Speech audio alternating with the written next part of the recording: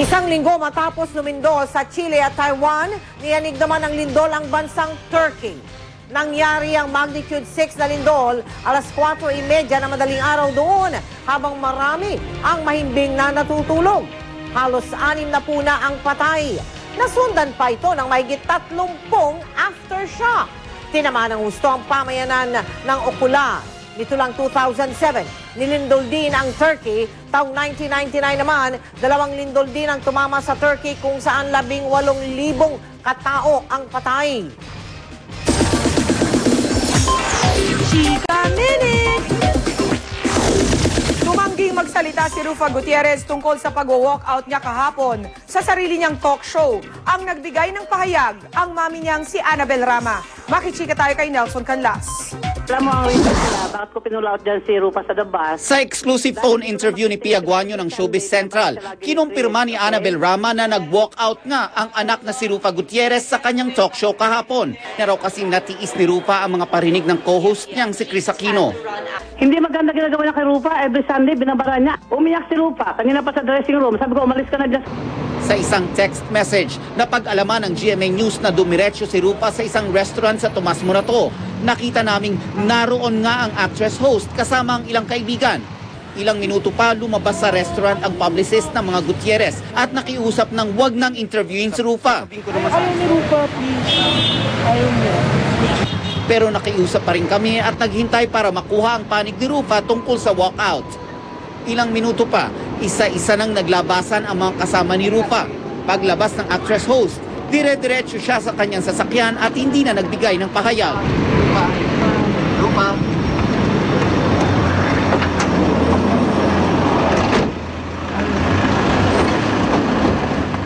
Sa pamamagitan ng kanyang Twitter, agad namang nagbigay ng pahayag si Chris. Sinabi ng actress na, quote, "I invite everybody to review Buzz. My comment was said with affection and a sense of fun." Unquote.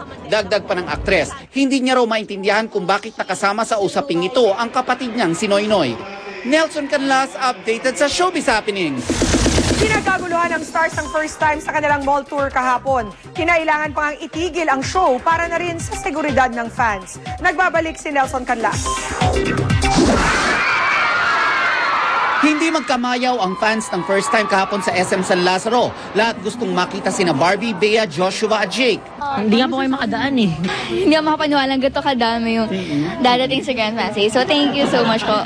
At nang magtungo na sa stage ang cast, lalong naging mas excited ang mga naroon. Matapos ang isang dance number lang, nagdesisyon na ang management ng SM at mga namumuno ng serye na itigil lang ang show.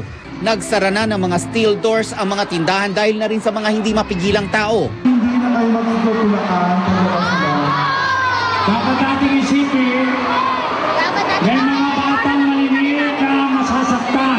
Well prepared kami sa certain crowd but unexpected na ganito karami yung crowd.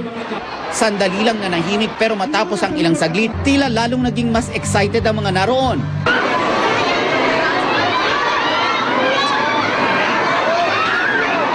Itinuturing na isang malaking pinomeno ng first time dahil sa pagsikat ng mga artistang baguhan dito at sa pagsikat na rin ng serye. Pero ano nga ba meron ng first time kung bakit naging patok sa panlasa ng mga kapuso? Nakakakilig sila lahat. Kasi po dagdag pangaral sa mga high school. Ang first time nagpapaalala kung ano yung iiwasan natin na mali na ginagawa. So nandyan meron silang mga magulang, pinangangaralan sila, pinapalahanan din sila. At nagdesisyon na nga na kanselahin na ang show. Sa susunod po, abangan niyo po ulit kami. Sana po hindi maging ganito na hindi natutuloy. Sana matuloy na para masaya. First time ko rin po ito sa tanan ng buhay ko dito sa GMA. First time ko pong na-experience yung ganito. Sobrang ang hot ng tanggap nila sa amin. Halos naging imposible ang paglabas ng cast. Humigit kumulang 60 security personnel at maraming steel fences ang kinailangan para makaalis sa venue ang cast. Nelson Canlas, updated sa Showbiz Happenings. More hot chika coming up. Stay tuned. Abangan! Poker tournament sa Germany, binulabog ng mga armadong magnanakaw. Matapos makausap ang kuya niya, Chris Aquino, nag-sorry sa mga nasabi niya kay Rufa Gutierrez.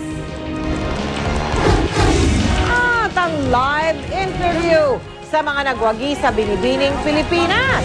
Iyan sila live na live sa lobby ng GMA Network. Tutok lang dito sa 24 Oras.